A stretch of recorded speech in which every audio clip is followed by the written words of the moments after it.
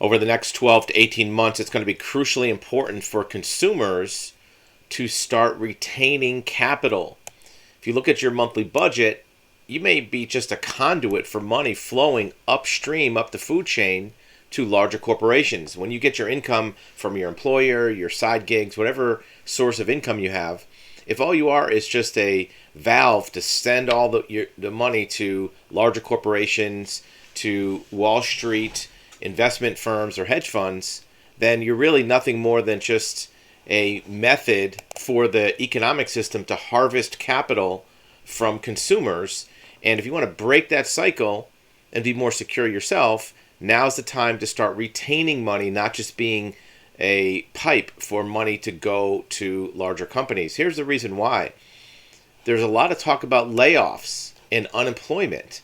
And you might think, like this article does, is if the jobs market is so good, why are there layoffs happening? Well, part of it's because employers have come to look at the reality that there may not be the availability of really good workforce. There's a few factors at play. One is the whole quiet quitting phenomenon, where people are actually quitting but just not telling their boss, where they're not really doing work. They're just kind of going through the motions, maybe just showing up at the minimal amount of time they have to at the physical location of the company, and working from home, working remote, and really not putting in an effort. And companies know this. They can tell from productivity numbers, but they know that at the moment they can't really do anything about it. The other part of it is there's a big push for higher pay, for higher minimum wage, for raises, and in some cases the companies are looking at alternatives, so they're not really going to put more people on the payroll if it's going to cost more. So what is their alternative? Well, here's what it is right here. An army of robots coming to fill in for scarce workers. There's significant technology that's this close to being deployed to where automation, whether it's physical manufacturing or data processing or other workflows, can be done by automation. Call it a robot, call it an electronic assistant. These will take the place of many employment work types. It doesn't take much. You know, if these robots or these automation machines can take over 20 or 25 or 30% of the jobs, that may not seem like a lot, but if you had 30% unemployment, that would be a catastrophe. What is the thought process for companies on this? Well, it says right here, business leaders are more eager to welcome these than ever. Hard-pressed employers, technological leaps, and improved cost of effectiveness is a rapid expansion of the robot army. 500,000 industrial robots were installed just last year. That's a pretty big number. So you're going to find that adoption of these types of assistants is going to happen at a higher rate than ever before. It's not going to gradually increase. It'll be an exponential increase. And that's going to put workforces at risk and even pay scales at risk. What could be the result of this? Well, according to some experts, there might be 175,000 jobs lost per month starting next year. So every month, there'll be another 175,000 jobs reduced from the payrolls. So what does that do for you as an employee? Well, you might not think that your job is at risk of being automated, and maybe it's not initially, but it's a domino effect, right? So if the support jobs for your role, let's say you're a manager, nobody can do your job as a manager, but if the employees that you manage, your direct reports, are automation, you don't need a manager for that.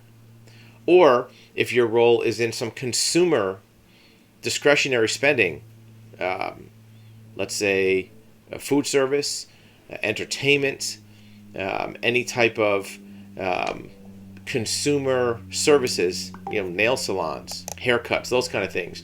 Those are the last dollar spent and the first dollar saved.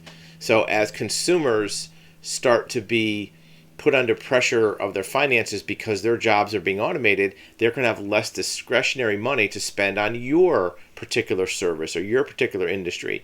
So you may find that even though you're not directly in the crosshairs for automation of your job, the people who spend money at your business are being affected by automation, so they're going to have less money to spend at your business. So your business may kind of deteriorate.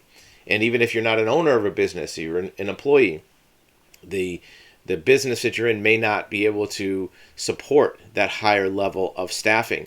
So this automation and this reduction in workforce is going to be pretty significant, and there's going to be some cultural changes from it. The only thing you can do right now is, if you are in a role where there may be automation that can affect you directly or indirectly, try to reposition your role to have less of an exposure to that.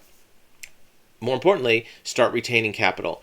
For most budgets, there's a stat that's out there that 60 or 70% of people live paycheck to paycheck, or sometimes 80% paycheck to paycheck. What that means is every dollar that comes in goes out. You're just basically a conduit, a pipeline for money that flows upstream to corporate giants, to large corporations.